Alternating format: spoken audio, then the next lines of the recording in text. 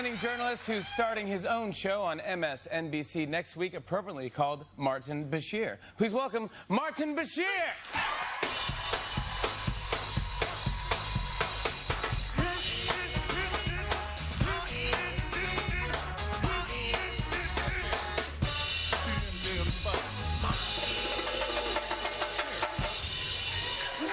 Is that Martin? They're killers. They're the best, aren't they? Oh, they are the best. You cannot beat the Roots. Welcome. It's great to have you here. Sorry if I smell like pickles, but I had a lot of pickles before you came out. How was Snooki? She was fantastic. She's tremendous, She's adorable, yeah. Absolutely. You like her? You're a fan? Oh, she's fantastic. Did she talk to you about the inerrancy of Scripture and various other philosophical ideas? We didn't get to it. We didn't get to it. We didn't get to it, unfortunately. I'm surprised. Yeah, I know. It's a bummer. Next time we'll do that. Yeah. Welcome to the NBC family. Oh, thank you very much. It's very exciting. It's great to be here. It should be a little pressure starting your own show. I had to deal with this 2 years ago, and it's tough. It's not easy, but it's for you. I mean, you've done major stories.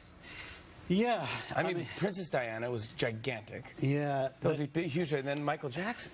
Yeah, there have been big stories, although my 14-year-old daughter Eliza has never paid any attention to my career whatsoever, and I've been the recipient of about 30 awards and blah, blah, blah, and all of these landmark interviews. And then 2 days ago, she came home and she said, "Dad, this is amazing." And I said, "What happened?" She said, "You're in the Justin Bieber movie." Yeah. Yes!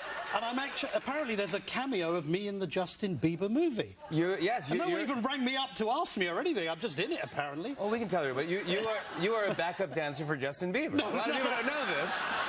You're in 3D. Thank you. Yeah, absolutely. Have That you is seen a me big dance? honor. Yeah.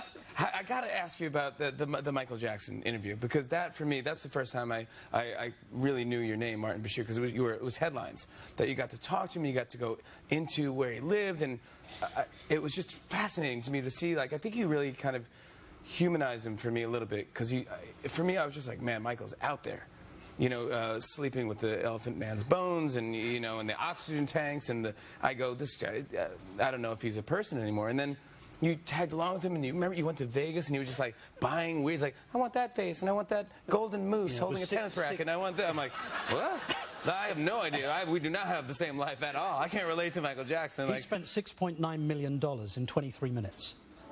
I mean, $6.9 million. I can't remotely relate to spending $60 in 10 minutes. It was like, yes, I mean, I guess I can do it. I can vouch for that. I asked him for a drink beforehand. No, that's not going to happen. Absolutely. But I mean, is there things that you left out of this thing that you go like, I'm happy I did? Absolutely not. And in fact, it was, let's be honest, an amazing privilege, because you get to meet a man who created some of the greatest music that's ever been written.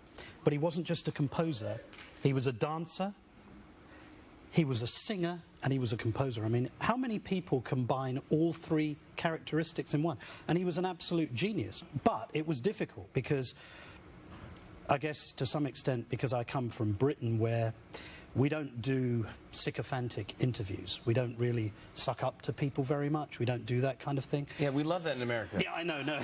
That's by the way, you smell fantastic, by the way. Thank you. And yeah, you look gorgeous. Oh, thank you so much. Absolutely. Yeah, no, I think my career's going to last about 3 weeks. No, we have people from England come over and act mean to people, and we go, Simon Cowell. It's not so much act mean, it's more that, you know, I'm driven by an idea to get to the truth. So what is the truth? Yeah. So if I was interviewing you about things, I'd want to know a number of things about you. I'm not going to go there now, we'll talk about it later, but the point is, I would want to find out things about you, but the problem was, when I did that, there were some people who obviously regarded Michael as a messiah, as godlike, and they objected to that. I thought it was actually cool. I thought you humanized him to me, and you're being sycophantic, Jimmy. Oh no! I actually you are. But I watched it going, I can't believe that he's up in a tree right now. Oh, I know. One of the things I'm finding difficult about doing my own show is I don't really like the focus on me, because I'm interested in the person that I'm talking to. Right. And when you do that, people respond to you and they start talking, but you have to listen. Interviewing is as much, as you know, about listening as it is about talking. Sorry, what did you say? Yeah, I know. Is your wife ringing you? What are you going to want for dinner tonight? I just zoned out for a second. I was thinking about pickles. Yeah, no, I got you. That was tough. Yeah, it was tough. But do you have any scoop on the royal wedding now? This is the big deal, Kate Middleton. Well, it's going to be a big event. And it's going to be huge. And what's interesting about America as compared with Britain, there's no monarchy in America. There is in Britain, and yet here the Americans are nuts about the royal wedding. We get excited. We think it's like Luke and Laura. It's like General Hospital. Here it's like, whoa, a big dress. They're gonna look awesome. It's like it's fabulous. To see a royal wedding. Absolutely. Oh my gosh! I mean, that's exciting. But also the other thing is in 3D. Yeah, absolutely.